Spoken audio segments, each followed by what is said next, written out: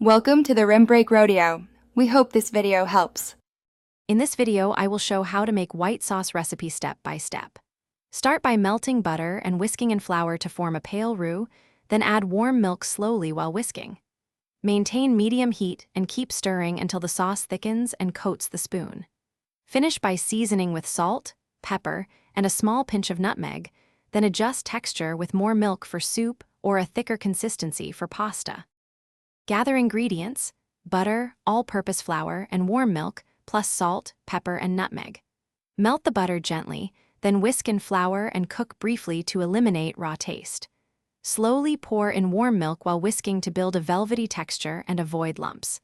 Simmer until the sauce thickly coats a spoon, then taste and season carefully to enhance flavor without overpowering delicate dishes. Quick recommendation: if you find this video helpful, please subscribe and like to support the channel. On another note, these leak-proof containers are perfect for storing leftover white sauce and prepped meals without spills, making meal prep effortless and tidy. Check the description for the link and other deals if you want to grab a set to simplify kitchen cleanup and storage. Now let's get back to the video.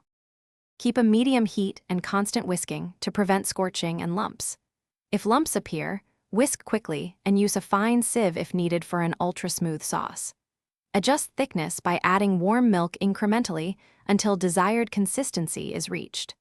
For richer results, finish with a small amount of cream or butter, and always taste and season at the end to ensure the sauce complements your dish perfectly. Thanks for watching. Consider subscribing if we helped you.